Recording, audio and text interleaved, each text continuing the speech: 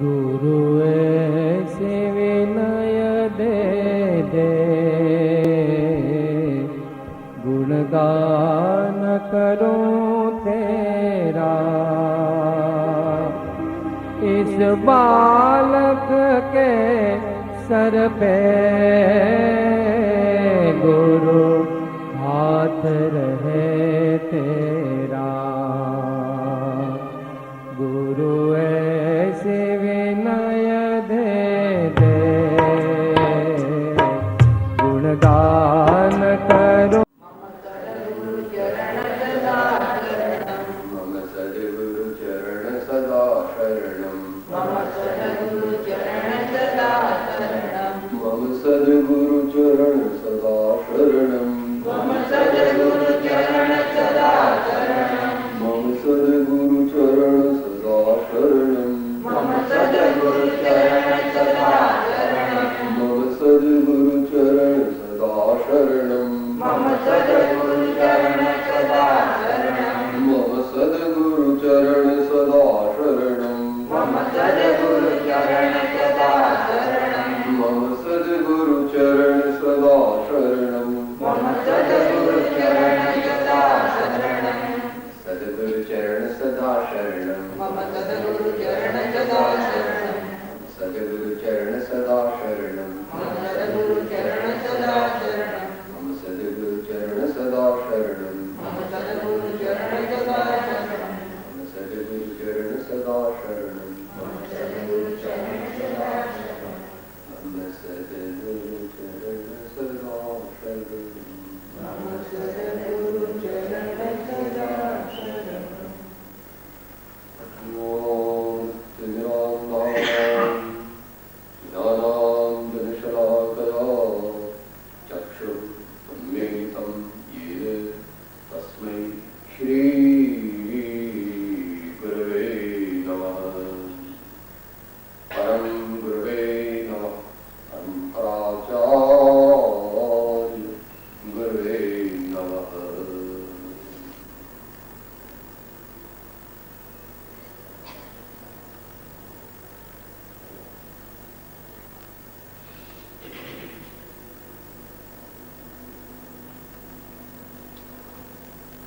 श्री पद्मनिंदी पंचविंशति महान ग्रंथ वाचना विचारणा આપણે કરી રહ્યા છીએ। નવો આલોચના નિકાસ ચાલે છે। તે મધ્યે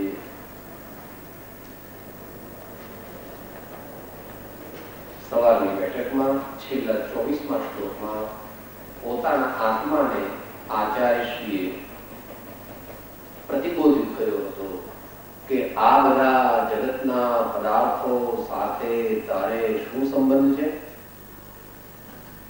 માટે તે બધાનો વિકલ્પ તારે કરવો નહીં એમ પોતાના આત્માને આચાર્યશ્રી સંબોધિત કરીને સાધના માર્ગમાં આગળ લઈ જાય છે। હવે આગળનો શ્લોક છે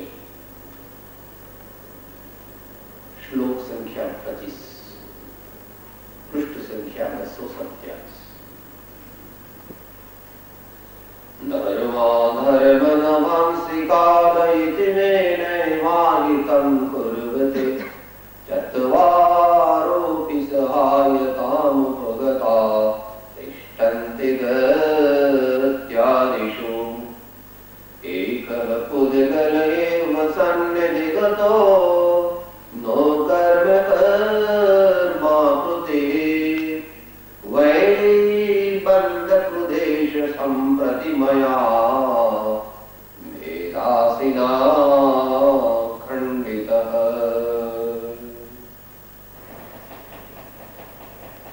सर्वज्ञ भगवाने જોયેલા 6 દ્રવ્ય જે છે એનો મોક્ષ માર્ગમાં શું સંબંધ છે એ આચાર્યશ્રી અહીંયા દર્શાવે। ગુજરાતી અનુવાદ। ધર્મ અધર્મ આકાશ અને કાળ આ ચારે દ્રવ્યમાં કાંઈ પણ કઈ કરતા નથી।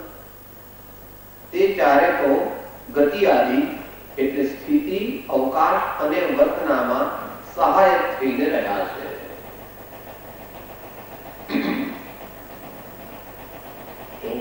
ધર્મ, અધર્મ, આકાશ અને કાળ, આ ચાર દ્રવ્યો જે છે એ કેવા છે?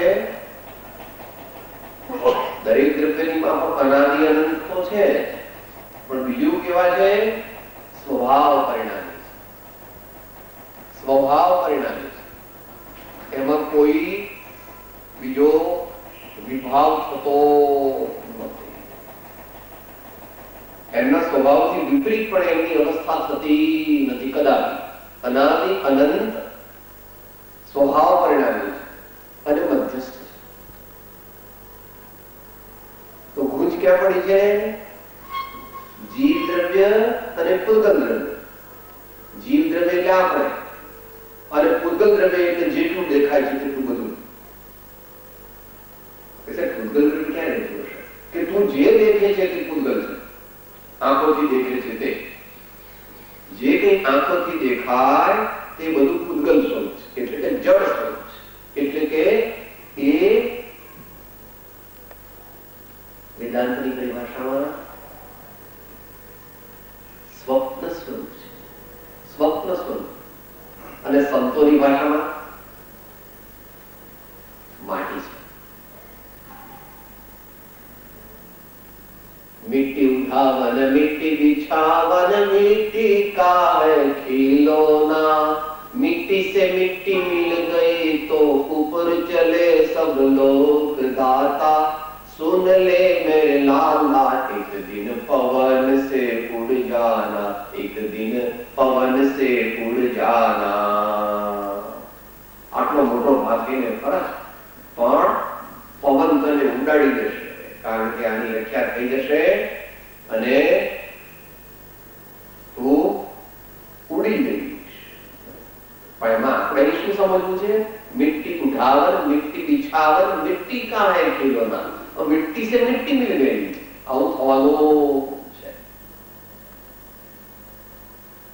એમ જાણીને જગતના ઉદ્ગલ પદાર્થો પ્રત્યેનો મોહ, મમત્વ, રાગ, દ્વેષ આદિ છોડવા, એમ ભગવાન કહે છે.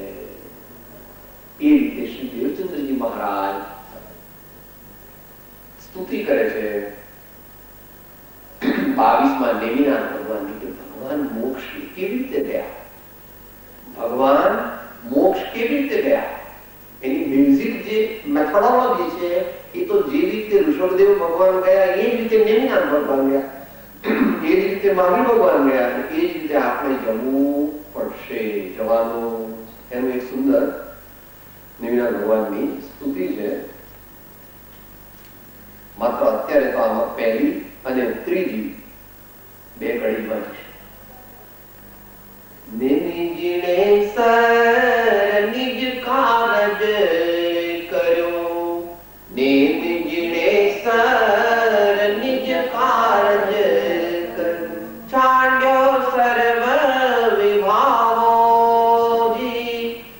આત્મ શક્તિ સકલ પ્રગટ કરી, આસ્વાદ્યો નિજ ભાવોજી, નિમિજીને સર નિજ કારજ કર્યું. હવે આ શ્લોકનો સંદર્ભ છે. આ શ્લોક જે બોલ્યા, ધર્મય ધર્મ આકાશ અચેતના, તે વિજાતિ અગ્રાહ્યોજી, ઉદગલ ગ્રહ વેર કર્મ કલંકતા, વાધે બાધક બાહ્યોજી, નેમિજિણે સર નિજ કારજ કર્યું, નેમિ जिने सर निज कारज કર્યું.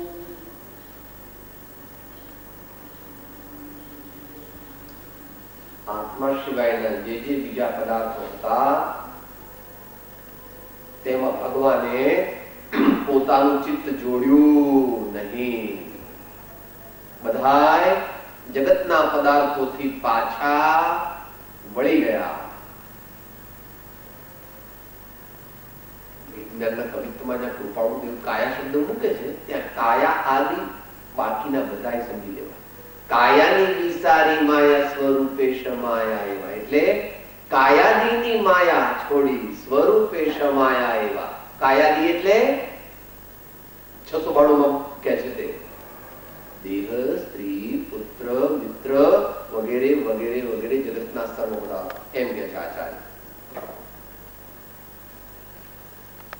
તે ચારે એટલે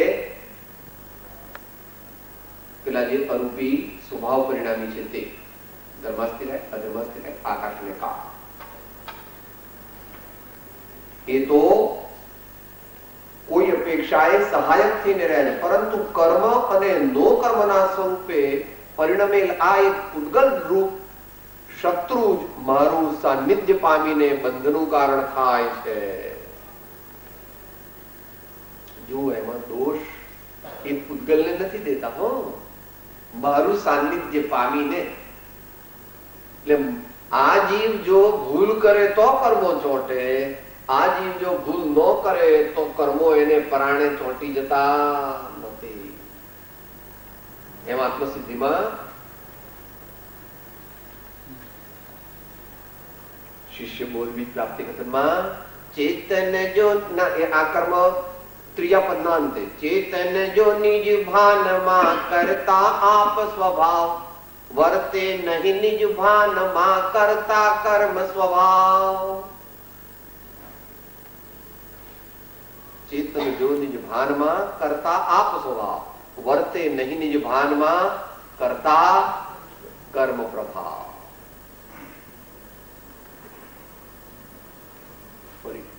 પરંતુ કર્મ અને નો કર્મના સ્વરૂપે, એટલે આ જડ જે દેખાય છે તે નો કર્મ દેખાય છે, કર્મ તો સૂક્ષ્મ છે પ્રભુ, એ તો આપણે દેખી શકતા નથી, પણ એનું ફળ દેખાય છે. 50 દિવસ પછી કાલ શું થવાનું છે એ જાણતા નથી. કેમ નથી જાણતા? જાણવાની ઈચ્છા તો ઘણી છે કે કાલે શું થશે, પરમ દિવસે શું થશે. જ્ઞાનાવરણી કર્મનો ઉદય છે એટલે ભવિષ્ય જાણી શકતો નથી. અને ઘણી વાર તો ભૂત પણ જાણી નથી શકતો. કોઈ વસ્તુ ક્યાંય મૂકી દીધી હોય પછી કોઈ પૂછે ભાઈ પાકીટ ક્યાં મૂક્યું, ભાઈ પેન ક્યાં મૂકી, કે ઉભારો યાદ નથી આવતું, મેં ક્યાંક મૂક્યું છે ઠેકાણો પણ મને યાદ નથી આવતું. કેમ? એ જ્ઞાનાવરણી કર્મનો માટે દ્રવ્ય કર્મ જે છે તે પણ આપણે સમજી તો શકીએ છીએ, દેખાતા નથી. અને નો કર્મ તો પ્રગટ છે. આ અને બદ્ધ નો કર્મ આત્માના પ્રદેશો સાથે જે એક ક્ષેત્રાવગાહ રૂપે છે તે બદ્ધ નો કર્મ. અને આ બધું જે છે આ એ આદિ અબદ્ધ નો કર્મ. પરંતુ કર્મ અને નો કર્મના સ્વરૂપે પરિણમેલ આ એક પૂતગલ રૂપ શત્રુ જ મારું સાનિધ્ય પામીને બંધનું કારણ થાય છે. તો કોઈ અપેક્ષાએ એને શત્રુ કહ્યો. જગતના જળ પદાર્થો કોઈ અપેક્ષાએ આ આત્માના શત્રુ છે, અને શુદ્ધ નયની અપેક્ષાએ તો શત્રુ પણ નથી અને મિત્ર પણ નથી. આ વાત સમજવા જેવી છે. એકદમ તો કઈ સમજાય નહીં, પરંતુ આપણને પંડિતજી ધીરલાલજીએ સમજાવ્યું કે દ્રવ્ય કર્મનો ઉદય કઈ રીતે નિમિત્તભૂત બને છે. યોગ્ય દ્રવ્ય, યોગ્ય ક્ષેત્ર, યોગ્ય કાળ ને યોગ્ય ભાવ પામીને દ્રવ્ય પોતાનો ફળ આપે.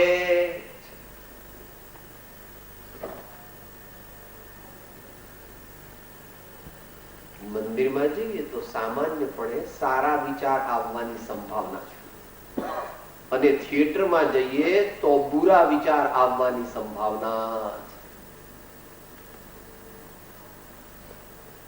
માટે જે પોતાના વિચાર સારા રાખવા માંગે છે તેને તીર્થાદિમાં, મંદિરાદિમાં અને સત્સંગમાં જવું, અને એ થિયેટર આદિ કે બીજી એવી જે રંગરાગમાં આપણને લપટાવે એવી જગ્યાએ જવું નહીં.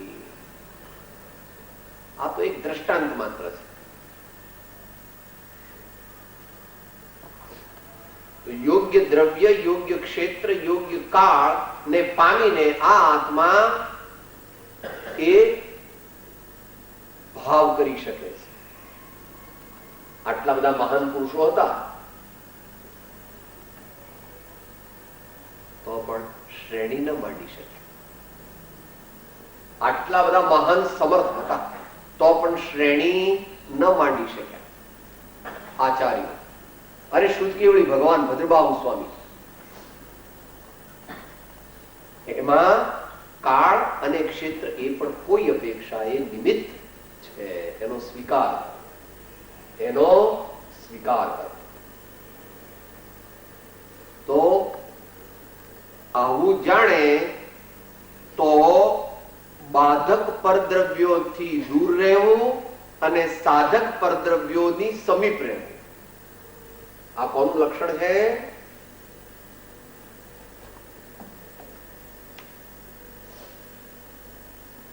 આત્માથી જીવનું લક્ષણ આપણને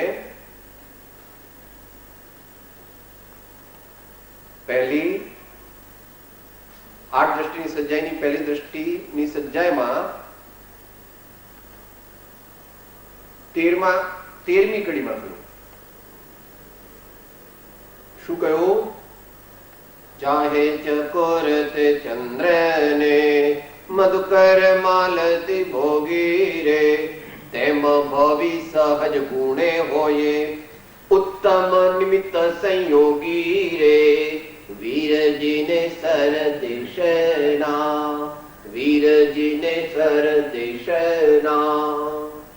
આપણે સારા ભાવ રાખવા છે, સારા ભાવ કરવા છે તો યોગ્ય ક્ષેત્રમાં જવું, યોગ્ય સમાગમ કરવો, અને સૌથી અગત્યનું તો છે પોતાના આત્માને જાગતો રાખવો. પોતાના આત્માને જાગતો રાખવો. મારું સાનિધ્ય પામીને બંધનું કારણ થાય, તેથી મેં તેને આ વખતે ભેદરૂપ તલવારથી ખંડિત કરી દીધું છે.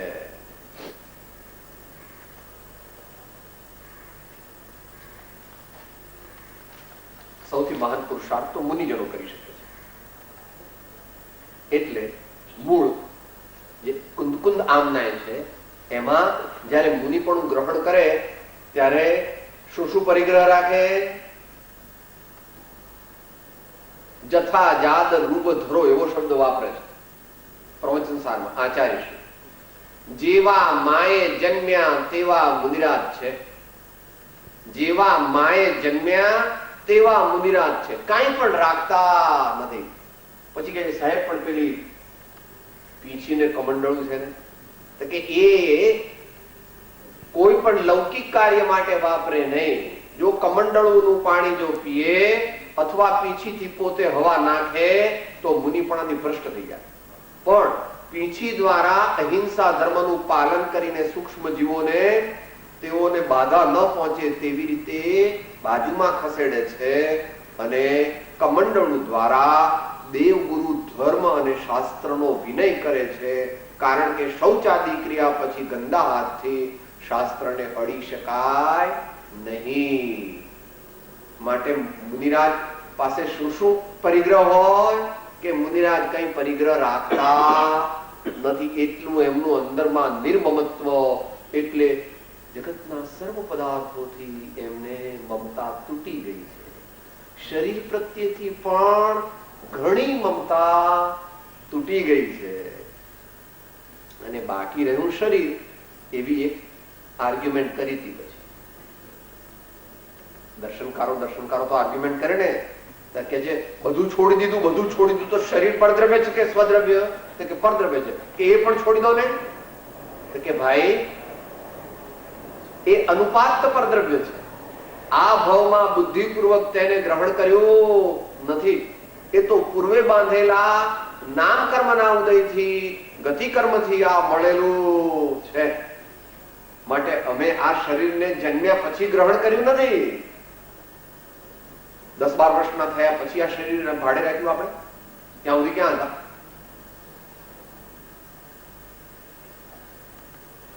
એમ છતાં પણ કહે છે કે જો આ શરીર છે તેને અમે પરદ્રવ્ય જ માનીએ છીએ અને તેથી શું કરીએ છીએ એમ કરીને પંચેન્દ્રિય પ્રસર વર્જિત ગાત્ર માત્ર પરિગ્રહેણ એમ કરી લીધું. આ શરીર છે એની 5 ઇન્દ્રિયોને અમે કાચબાની માફક સંકેલી લીધી છે. પંચેન્દ્રિય પ્રસર વર્જિત ગાત્ર માત્ર પરિગ્રહેણ એ ઔપચારિક પરિગ્રહ છે. અમને જો શરીરમાં મૂર્છા થાય તો અમે દોષિત છીએ. આ શરીર મારું છે, આ શરીર બહુ રૂડું છે, આ શરીર બહુ પ્રભાવશાળી છે, આ શરીર બહુ તેજસ્વી છે, એવો જો અમને અંતરમાં ભાવ થાય તો અમને દોષ લાગે. પરંતુ અમે એવી રીતે એની સાથે સંબંધ રાખતા. આ પણ અનેક અંતથી સમજવાનું છે, કારણ કે કૃપાળુદેવે ઉપદેશ છાયામાં લીધેલી છે એ વાત. શરીરમાં રોગાદિ ઉત્પન્ન થયે આકુળ વ્યાકુળતા થાય તે મિથ્યા દ્રષ્ટિ જાણવા. જેટલા પ્રમાણમાં જ્ઞાન દશા પ્રગટી હોય તેટલા પ્રમાણમાં પછી દેહાત્મ બુદ્ધિ ટળે. જ્ઞાનીને દેહાત્મ બુદ્ધિ પોતાના પ્રમાણમાં ટળે છે, મુનિને પોતાના પ્રમાણમાં ટળે છે, અને કેવળીને દેહાત્મ બુદ્ધિ જરા પણ કોઈ પણ પ્રકારે હોતી નથી. દેહ છતાં સંપૂર્ણપણે દેહાતીત તે તો કેવળી પરમાત્મા છે. માટે ગુરુગમથી સમજવું. એવો એક શબ્દ જે આપણને આપ્યો છે, કયો આપ્યો છે? અપારિણામિક મમતા. એ ગુરુગમથી સમજવું. અપારિણામિક મમતા એ ગુરુગમથી સમજવું, નહીં તો જીવ વળી પાછો શિથિલ થઈ જાય, પ્રમાદી થઈ જાય. અપારિણામિક મમતા કહીને શરીરને શાતાશીલીઓ થઈ જાય તો મોક્ષનું કારણ નથી. તો શરીર આદિને પણ મેં છોડ્યા અને પછી આંખો બંધ કરીને ધ્યાનમાં બેસું છું ત્યારે જે આ સારા કે નરસા વિચારો આવે છે એ પણ મારું સ્વરૂપ નથી, મારાથી ભિન્ન છે એમ હું એ વિચારોનો માત્ર જ્ઞાતા રહું છું. એ વિચારોથી મારી જાતને જુદો પાડી દઉં છું. એ વિચારોથી મારી જાતને જુદો પાડી દઉં છું. આ પ્રયત્ન આપણે ધ્યાન દરમિયાન કરવાનો. પહેલા શરૂઆતમાં સારા વિચાર કરવા અને પછી એ વિચારોથી પણ હું જુદો છું. વિચારો આવે કે વિચારો જાય એ અંદરમાં ભાવ જાગૃત રાખો કે તમે આવો અને તમે જાઓ, હું તો તમને કાયમ જાણવા માત્ર વાળો આત્મા છું. આ જાણવા વાળી સત્તા તે જ હું છું. સારા વિચારો તે પણ મારો સ્વભાવ નથી અને ખરાબ વિચારો તે પણ મારો સ્વભાવ. એમ અંતરમાં ભાવના કરવી. એને માટે 800માં પાના ઉપર 29માં આંખમાં એ વાત સમજાવી છે. એ આપણે ઘણી વાર વિચારી. વચનામૃત 800 અને 29મો આંખ એ જોઈ લો. અહીંયા એ ભેદ જ્ઞાન કેવી રીતે કરવું વિતરાગ દર્શનની પદ્ધતિથી એ ત્યાં 800માં પાના પર વચનામૃતમાં છે. તો કે આ વખતે ભેદ એટલે વિવેક રૂપ તરવારથી મેં તેને ખંડિત કરી દીધું. માટે તે આદિથી જુદો એવો આત્મા છું એમ હું વારંવાર ભાવના કરું છું. હવે આગળ 26મો શ્લોક. રાગ દ્વેષ કૃતૈ યથા પરિણમે રૂપાંતરૈ પુદ્ગલો નાકાશાત અચતુષ્ટયમ વિરહિતમ મૂર્ત્યા તથા પ્રાણિનામ તાભ્યામ કર્મ ધનમ ભવેત અવિરતમ તસ્માત ઇયમ સંસ્કૃતે તસ્યામ દુઃખ પરંપરેતિ વિદુષા ત્યાજ્યો પ્રયત્નેન તૌ.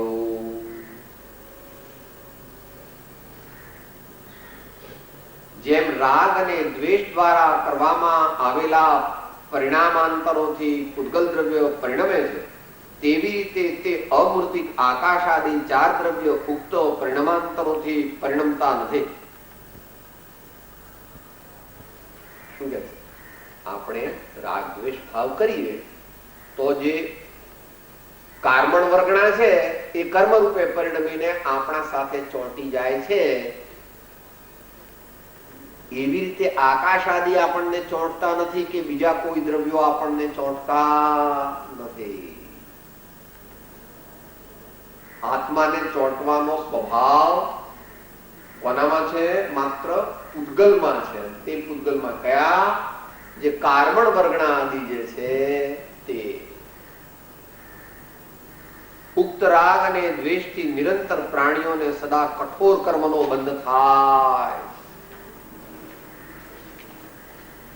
રાગ દ્વેષ અજ્ઞાન એ મુખ્ય કર્મની ગ્રંથ થાય નિવૃત્તિ જેહથી તે જ મોક્ષનો. અને ચોથા પદની પહેલી ગાથા. ભાવ કર્મ નિજ કલ્પના માટે ચેતન રૂપ જીવ વીર્યની સ્ફૂર્ણા પશુ ગ્રહણ કરે જડધૂ. જીવ વીર્યની સ્ફૂર્ણા ગ્રહણ કરે જડધૂ. કર્મની રજ આત્માને ચોંટે છે. કલ્પનાથી આપણે અનેક પ્રકારના વિચારો કરીએ છીએ. આ ભાઈ સારા છે, આ ઈદાન સારા છે, આ નકામા છે, આ લોકો મારા દુશ્મન છે, આ લોકો મારા મિત્ર છે, આ વસ્તુ મને મળી જાય તો સારું, આ વસ્તુ જતી રહે તો સારું, એમ અનેક પ્રકારના વિકલ્પો કરીએ છીએ. એનાથી શું થાય છે? ગ્રહણ કરે જડ ધૂ. આ આત્માને ડુબાડનારા એવા કર્મો આવી કલ્પનાથી એટલે રાગ દ્વેષ આદિ અજ્ઞાન આદિ પરિણામથી આપણને ચોંટે. માટે એવા વિકલ્પોમાં તન્મય થઈ જવું નહીં, જાગૃતિ રાખવી. તે કર્મ બંધનથી આ સંસાર થાય છે અને તે સંસારમાં દુઃખોની પરંપરા પ્રાપ્ત થાય છે. આ કારણે વિદ્વાન પુરુષે પ્રયત્નપૂર્વક ઉક્ત રાગ અને દ્વેષનો પરિત્યાગ કરવો જોઈએ.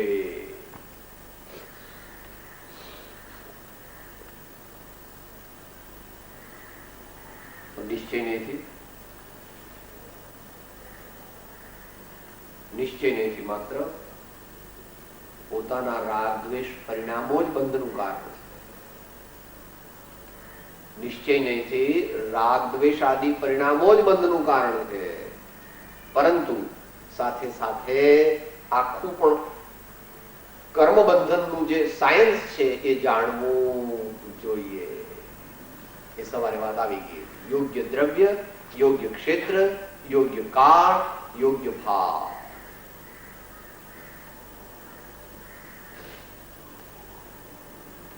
એટલા માટે આત્મસિદ્ધિમાં એક જનરલ સ્ટેટમેન્ટ કર્યું. જે જે કારણ બંધના તે બંધનોપન તે કારણ છેદક દશા મોક્ષ પંથ ભવન. જ્યાં જ્યાં જવાથી આપણા ભાવ બગડી જાય, જ્યાં જ્યાં જવાથી આપણને ગુસ્સો થઈ જાય, નિંદા થઈ જાય, દ્વેષ થઈ જાય, વ્યક્તિગત રાગ થઈ જાય, વ્યક્તિગત જીવો પ્રત્યે વિરાધના થઈ જાય, એવી એવી જગ્યા એ જવાનું ઓછું કરવું. વારંવાર વચનામૃતમાં આપણને આ વાત આજ્ઞા રૂપે કહેલી છે. સંસારી પ્રસંગો, સંસારી પ્રકારો વગેરેને અસત્સંગ અસત પ્રસંગને ઘટાડવો, સત્સંગ ને વધારવો, પણ લક્ષ્ય અસંગ પદનો રાખવો. લક્ષ્ય અસંગ પદનો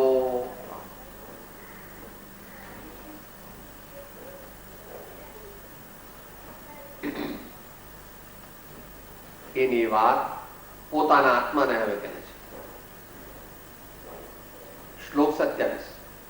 કિમ બાહ્યેષુ પરેષુ વસ્તુષુ મનઃ કૃત્વા વિકલ્પાન બહુન રાગ દ્વેષમયાન મુધૈવ પુરુષે દુઃખાય કર્મા શુભમ. આનંદામૃત સાગરે યદિવસ સ્યાસાદ્ય શુદ્ધાત્મને સ્થિતં તત્સુખમેકતામ ઉપગતમ ત્વમ યાસી રે નિશ્ચિતમ. એકદમ આચાર્ય મહારાજ આત્માની મસ્તીમાં આવી જાય છે. આત્માની મસ્તીમાં આવી જાય છે. પોતાના મનને કહે છે, રે મન, તું બાહ્ય પરપદાર્થોમાં ઘણા રાગદ્વેષ વિકલ્પો કરીને વ્યર્થ જ દુઃખના કારણભૂત અશુભ કર્મ શા માટે કરે છે? જો તું એકત્વ એટલે અદ્વૈત ભાવ, એક માત્ર જ્ઞાન, માત્ર જ્ઞાન, માત્ર જ્ઞાન, માત્ર આત્મા, જો તું એકત્વને પ્રાપ્ત થઈને આનંદરૂપ અમૃતના સમુદ્રભૂત શુદ્ધ આત્મામાં નિવાસ કરે તો નિશ્ચયથી મહાન સુખ પામી શકી. અધ્યાત્મ છે એટલે એની વાત રિપીટ થયા કરશે. ભક્તો શું કહે છે? सब तरफ से दिल हटा प्रभु के चरण में जोड़ दे. सब तरफ से दिल हटा प्रभु के चरण में जोड़ दे. मान ले कहना हमारा दिल की लालच छोड़ दे. मान ले कहना हमारा दिल की लालच छोड़ दे. એ તો ભક્તોની પરિભાષા છે. અહીંયા તો જ્ઞાન અને યોગની પરિભાષાથી આચાર્ય કહે છે કે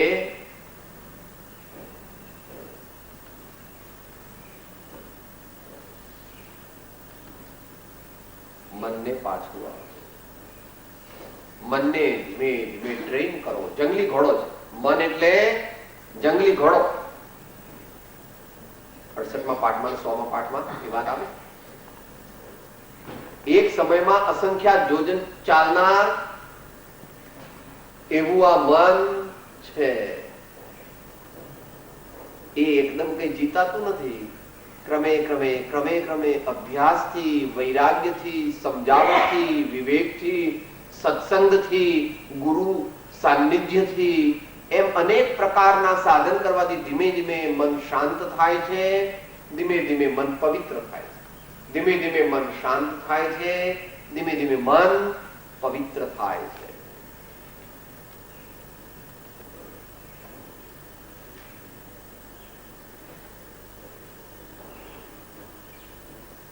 દુનિયાના પદાર્થોમાંથી પાછા ખેંચવા માટે સંતોએ આપણને પ્રેરણા કરેલી છે. સાચા દેખાય તે તો કાચા રે મનવા મારા, જૂઠા રે જાગરતી ના મોતી. મનવાજી મારા, જૂઠા રે જાગરતી ના મોતી. અને ત્યાર પછી નીકળીમાં કહે છે, મનના મરગલાને પાછા રે વાળો વીરા. મનના મરગલાને પાછા રે વાળો વીરા. સાચા સરવરીએ જોને જોડી. મનવાજે મારા, જૂઠી ઝાકળની પીછોડી. સાચા સરવરીએ જોને જોડી. મનવાજી મારા, જૂઠી ઝાકળની પીછોડી. સિદ્ધરે જાણીને તમે ઓઢી. મનવાજી મારા, જૂઠી ઝાકળની પીછોડી. બંને રીતે શરીર રૂપી પીછોડી ખોટી છે, તે પણ ખોટી છે. અને સંકલ્પ વિકલ્પ રૂપી ડે ડ્રીમિંગ કરીએ છીએ ને આપણે, શેખ ચલ્લીના વિચારો જેવું આપણું જીવન છે. સાહેબ, અત્યારે તો આમ 4-5 રૂમમાં રહું છું ફ્લેટમાં, પણ હવે નવો બંગલો બનાવવાનો છે. 18 રૂમનો બંગલો બનાવીશ. પછી એમાં ગેરેજ જુદા, ગેસ્ટ હાઉસ જુદું, રેસ્ટ હાઉસ જુદું. હા, એ પછી બીજું કારખાનું ખોલવાનું છું. એક પછી એક અનેક પ્રકારના વિકલ્પો આ જીવ કરે. એટલા શુભ ને શુભ પણ સમજી લેવાનો. સાહેબ, હવે હું 5 મંદિર બંધાવવાનો છું, 10 મંદિર બંધાવવાનું છું. જે સહજપણે થાય તે કરો. જે સહજપણે થાય તે કરો. ખેંચીને કરવાની જરૂર નથી.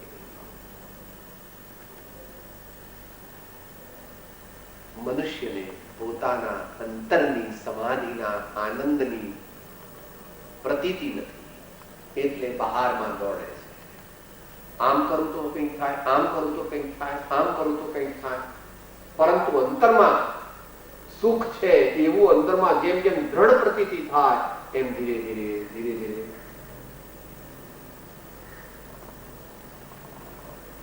અઘરું છે. અને બે ગાથા દ્વારા સમય સારમાં આચાર્ય ભગવાને કહ્યું છે 206 અને એને બે ગુણો એટલે 412. આમાં જ તું પ્રતિવંત બન, આમાં જ થા સંતુષ્ટ ને આનાથી બન તું તૃપ્ત, તુજને સુખ અહો ઉત્તમ થશે. તું સ્થાપ નિજને મોક્ષ પંથે, ધ્યા અનુભવ તેજને, તેમાં જ નિત્ય વિહાર કર, નહીં વિગળ પર દ્રવ્યો.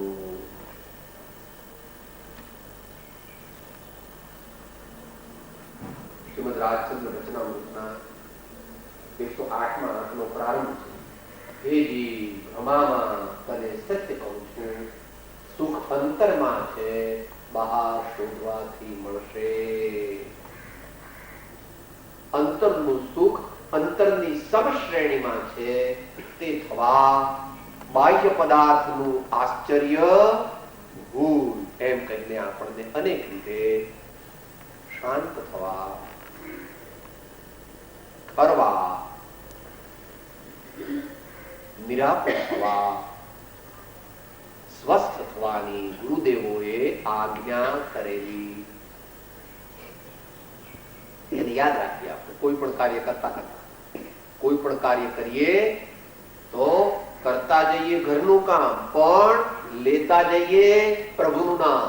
કરતા જઈએ ઘરનું કામ, પણ લેતા જઈએ પ્રભુનું નામ. તો એક દિવસ એવો આવશે કે પ્રભુનું નામ મુખ્ય થઈ જશે અને ઘરનું કામ છૂટી જશે. પણ એમાં બહુ મોડું ન થવું જોઈએ. હો કે સાહેબ 80 વર્ષનું થયું ત્યારે તો કામમાં ન આવે. ગાડી ટોપ ગિયરમાં નાખવી પડે. 30 વર્ષની શરીર અવસ્થાથી વધારે ધર્મ કરવો જોઈએ સામાન્યપણે.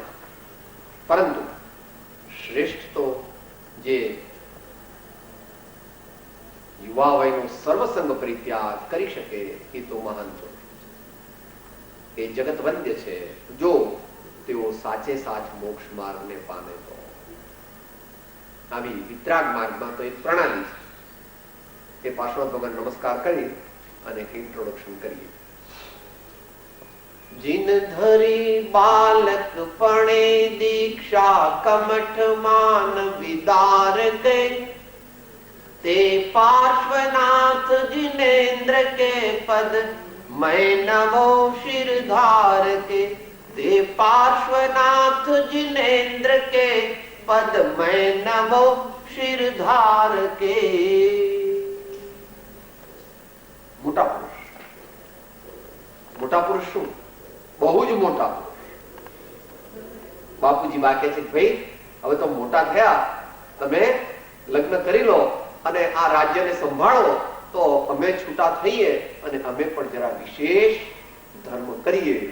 ત્યારે બાપુજી ને બાને કહે છે આપ તો જાણો છો, આપ મહાન ધર્માત્મા છો, મારે કઈ લપછપમાં પડવું એમ કહી અને ભગવાન માતા પિતાને સમજાવી અને વન પ્રતિ ગમન કરે. છેલ્લે 28મા શ્લોકની ભૂમિકા. ઇત્યાસ્થાય હૃદય સ્થિરમ જિન ભવત પાદ પ્રસાદાત સતે અધ્યાત્મૈક તુલામયમ જનહિતઃ શુદ્ધ્યર્થમા રોહતિ. એનમ કર્તુમમીચ દોષિણમિતઃ કર્મારયો દુર્ધરા તિષ્ઠન્તિ પ્રસભં તદત્ર ભગવન મધ્યસ્થ સાક્ષી ભવા. માત્ર શબ્દ જોઈ જઈએ. કાલે આપણે યથા સમયે એની અર્થ વિચારણા કરશું. હે જીન પરમાત્મા, હૃદયમાં આવો સ્થિર વિચાર કરીને આ મનુષ્ય શુદ્ધિ માટે આપના ચરણોના પ્રસાદથી નિર્દોષ અધ્યાત્મરૂપી અદ્વિતીય ત્રાજવામાં એક તરફ ચડે છે અને બીજી તરફ તેને દોષિત કરવા માટે આ દુર્જય કર્મરૂપી શત્રુ બળપૂર્વક સ્થિત છે. તેથી હે ભગવાન, આ વિષયમાં આપ મધ્યસ્થ એટલે નિષ્પક્ષ સાક્ષી છો. જેમ પહેલા થોડા વખત પહેલા મોહની કર્મની સાથે ગયા હતા ને ભગવાનની પાસે, ભગવાન આ હું છું ને આ મોહની કર્મ છે, અમારા બેમાં જે દુષ્ટ હોય તેને તમે મારો અને જે સારો હોય તેને બચાવો. એની એ જ વાત ફરીથી કહે છે કે આવું ભગવાનનું તત્વ જાણી અને હું કે મારા જેવા બીજા કોઈ પ્રભુ મોક્ષ માર્ગમાં પ્રયત્ન કરે છે, પણ આ કર્મરૂપી આજે શત્રુ ચંડાળ ચોકડી છે ને, જ્ઞાનાવરણી, દર્શનાવરણી, અંતરાય ને મોહની. મહાભારતમાં ચંડાળ ચોકડી આવે છે, પણ આપણા જીવનમાં ચંડાળ ચોકડી છે. માટે આપણે મોહનીને આધીન ન થઈએ, જ્ઞાનાવરણીને આધીન ન થઈએ, દર્શનાવરણીને આધીન ન થઈએ અને અંતરાયને આધીન ન થઈએ. એમ ધીરે ધીરે આપણે એ કર્મો ની અસરથી આપણા આત્માને મુક્ત કરીએ. અને એ મુક્ત કરવાનો શ્રેષ્ઠ ઉપાય આપણે 3 વાર બોલીએ અંતમાં કે સાહેબ, આ કર્મોથી આપણે લેપાવું ન હોય, આ કર્મોમાં વહી ન જવું હોય તો આપણે શું કરવું સાહેબ?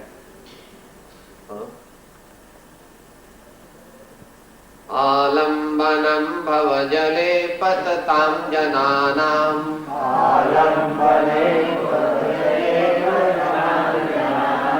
આલંબનમ ભવજલે પતતામ જનાનામ,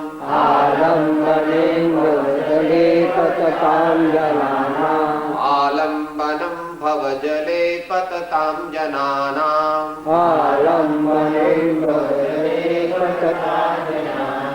વિતરાગ પરમાત્મા સદગુરુના ચરણ આપણને પરમ અવલંબન રૂપ છે. સદગુરુ પરમ કૃપાળો ત્રિલોકના સબ સંતન કી આનંદ